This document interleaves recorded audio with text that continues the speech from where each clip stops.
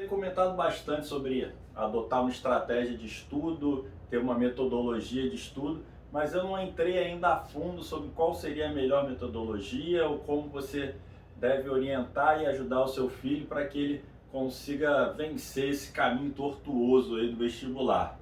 Bom, a melhor estratégia depende muito do perfil de cada um. Eu vou fazer o seguinte, eu vou trazer o meu exemplo, quais foram as estratégias que eu usei e exemplos de pessoas próximas que estudavam comigo que também tiveram boas aprovações em concurso público.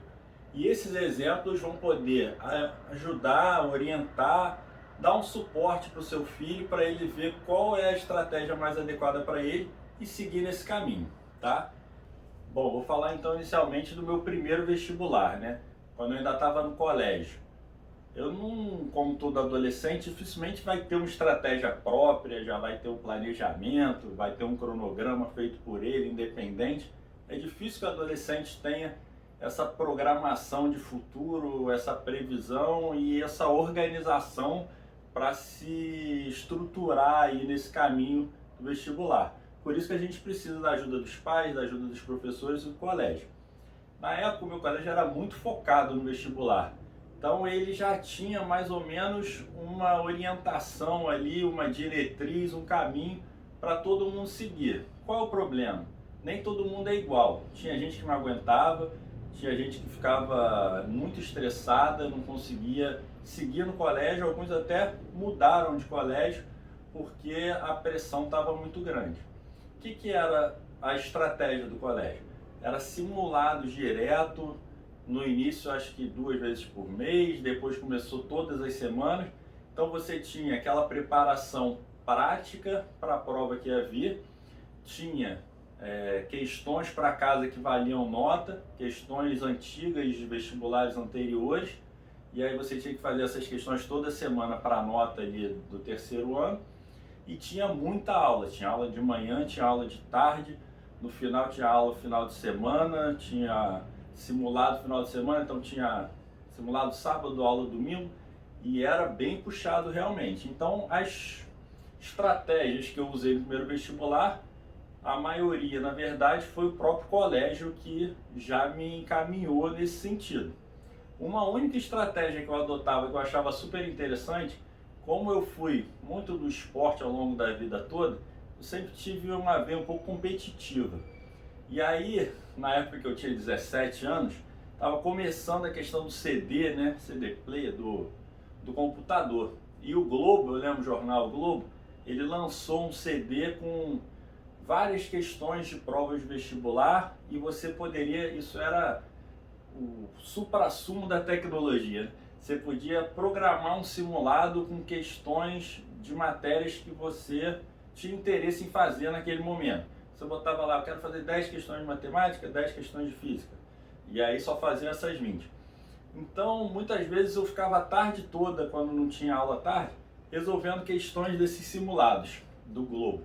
E aí, às vezes eu achava que a prova era muito fácil. Eu falava, fiz essas 20 questões, eu vou acertar um monte, 17. E aí, de repente, meu resultado eu acertava 8. Aí eu, que isso? E começava a brigar com o computador. Não é possível. Eu acertei, eu tenho certeza. E aí eu ia conferir a questão e via o que eu tinha errado, o que eu tinha acertado, por que eu tinha errado. Então, assim, isso é fundamental. Fazer um monte de simulado, só ver sua nota, ficar triste porque tirou nota baixa, ou ficar feliz porque tirou nota alta, isso não vai resolver o seu problema para o vestibular. Você tem que entender por que eu errei tanta questão de física. Então, eu tenho que rever esse conteúdo. Eu tenho que fazer mais questões dessa matéria específica de física. Por que eu acertei tanta questão de história? Será que foi porque eu conheço? Ou das 10 que eu fiz aqui, 7 eu estava em dúvida, chutei, eu estava num dia iluminado e acertei tudo. Então vamos rever essas questões, até mesmo que você acertou no chute. Por que essa acerta, por que não? Isso dá muito trabalho? Dá, mas é isso que traz resultado. Não adianta simplesmente ficar fazendo, marcando, porque se você não focar e olhar depois o que foi bom, o que foi ruim, o que tem que melhorar, o que tem que ser mantido, muito exercício não vai fazer a diferença. Então tem que fazer muito exercício da forma correta. vendo o que foi certo, vendo o que foi errado, o porquê que acertou e o porquê que errou. Então, primeiro vestibular foram essas estratégias que eu usei. Não tinha muita maturidade, não sabia. Depois, como eu já conversei em outros vídeos, eu estudei para concurso público depois de formado. E ali eu comecei a pegar algumas estratégias um pouco mais pessoais, que faziam sentido para mim. Porque a galera de concurso é uma maturidade diferente, já está numa idade diferente, já tem uma rotina de estudo diferente. Para você estar ali entre os melhores e conseguir a aprovação, você tem que entrar naquela rotina, você tem que aceitar aquele desafio e estudar de uma forma que vai trazer realmente o resultado. O que eu fazia muito ali na época de estudo para concurso? Fichamento, resumo. Muitas vezes eu estava desconcentrado, sabia que aquele dia não era um dia bom para eu estudar. Eu pegava o livro, lia 3 páginas, resumia ali uma página. Pegava mais 3, resumia mais uma página. 6 páginas no dia. Ah, o estudo foi ruim? Não. Rendeu pouco, mas trouxe 2 páginas de resumo boas, bem feitas, que aí eu vou ler no momento seguinte, quando eu estiver melhor e tal.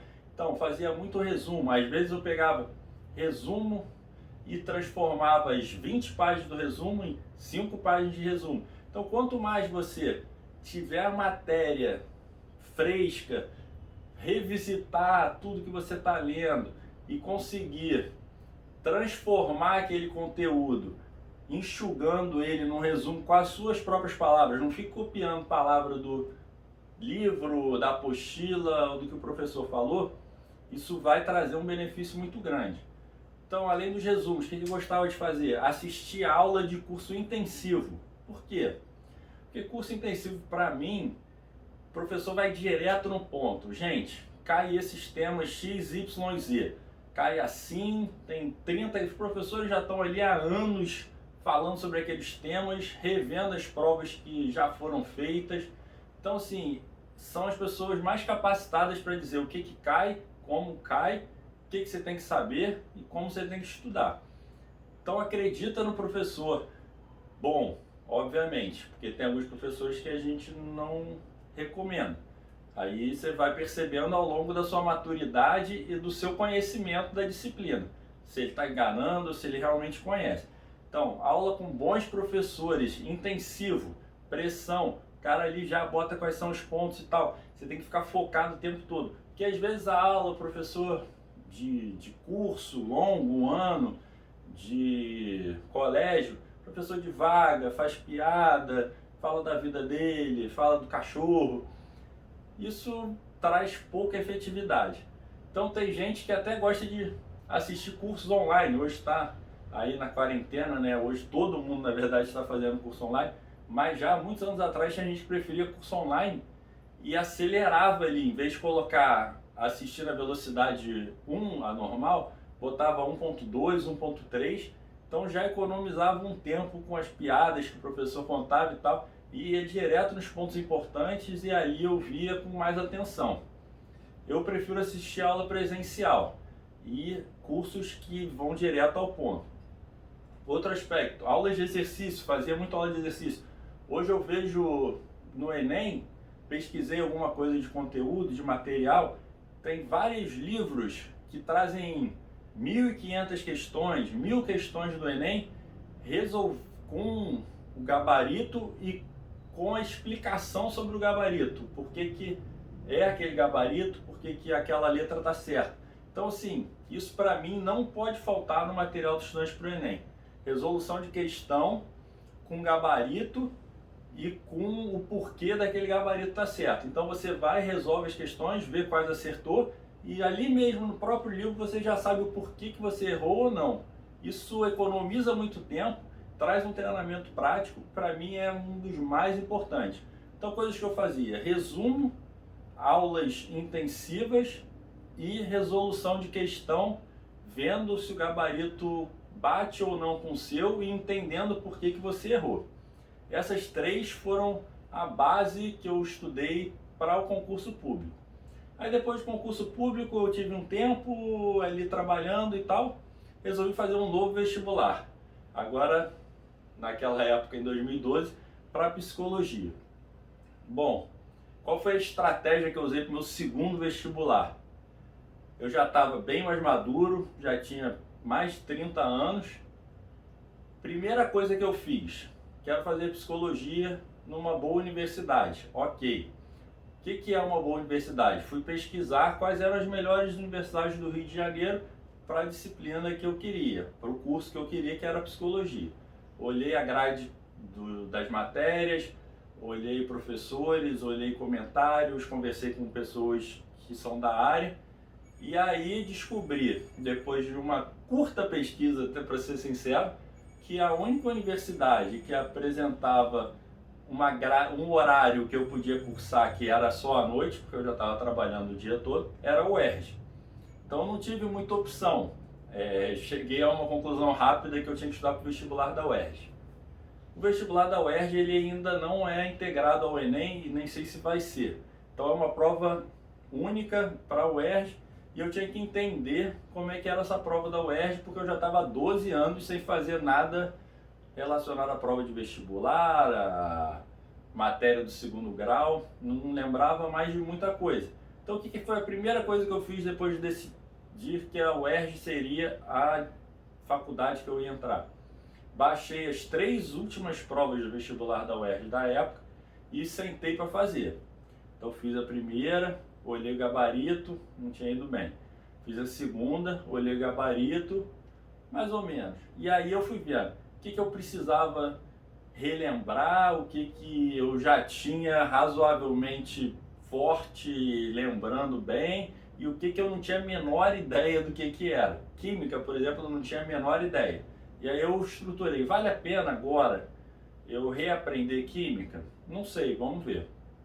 Para a primeira fase da UERJ, a gente precisa fazer um percentual, ele é dividido em, você tira conceitos A, B, C, D, e aí o A você leva 20 pontos para a segunda fase, o B 10, o C 5, e aí, ou seja, para mim seria importante fazer ali o A, que aí eu já garantia 20 pontos para ir para a segunda fase. Na segunda fase eu vi quais são as disciplinas que são as específicas. Para a psicologia era biologia, inglês, português e redação, que é para todo mundo, redação. Bom, inglês eu tinha uma base boa, biologia eu era muito fraco. Vi isso durante a resolução das questões que eu peguei da prova que eu baixei, e aí, semana seguinte, já me inscrevi num curso intensivo de biologia no centro do Rio, que eu saía do trabalho e ia para o curso de biologia. O restante eu continuei fazendo questões e vendo o que eu precisava. A primeira prova de classificação da UERJ, que a UERJ tem 2 por ano, quando não é esse ano agora de 2020 com essa pandemia. Então sempre foram 2 provas de classificação ao longo do ano.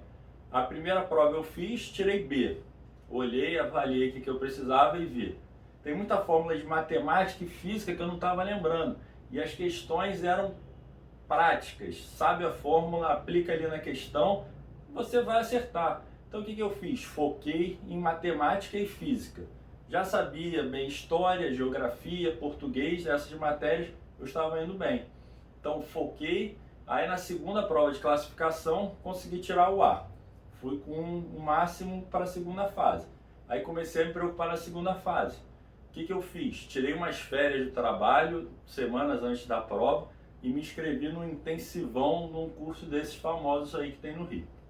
Bom, no intensivão eu fazia biologia, que são as específicas para psicologia, né?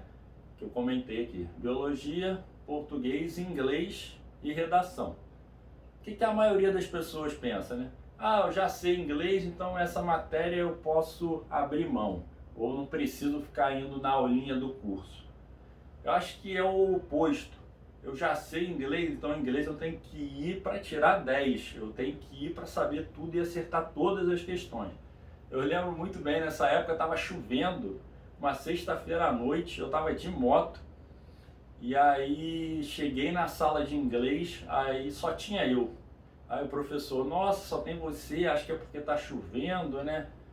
De repente é melhor a gente não fazer essa aula, vamos vem num outro dia, que o curso dava várias opções de dias, né? De repente vai ter mais gente, aí a aula vai ser melhor. Aí eu falei, como? Desculpa, mas eu sozinho aqui é tudo que eu quero. Uma aula particular, sem ter pago por ela, né? Pagando pelo curso com um monte de gente. Sentei junto com ele e falei, quero resolver questões. E aí a gente passou várias questões e ele começou a me mostrar os bizus da prova, o que sempre cai, quais são as cascas de banana que todo mundo sempre pega e cai e erra. Às vezes a pessoa acha, eu dei azar, foi um detalhe. Às vezes aquele azar que ela acha que teve sempre vem repetido ao longo de todos os anos e pega um monte de gente e o pessoal acha que é azar. Então, estudei esse dia com ele ali na aula de inglês, foi ótimo, a gente se tornou colega depois. Voltei várias sextas-feiras à noite, só tinha eu e mais um ou dois ali. Em inglês eu consegui ir muito bem na prova e isso me impulsionou para a minha aprovação no vestibular. Biologia, me dediquei, fiz ali uma nota média e isso foi necessário para a aprovação. Então você tem que fazer o seu planejamento, entender quais são as suas necessidades e correr atrás de aprender o que você não sabe e de melhorar o que você já sabe. Bom, essa foi a estratégia que eu usei ao longo dos 3 momentos da minha vida, né? Primeiro vestibular, prova de concurso e o segundo vestibular. Se ficou alguma dúvida, se você quer que eu esclareça algum ponto, escreve aqui embaixo que a gente ou grava outro vídeo ou escreve para vocês para trazer os esclarecimentos.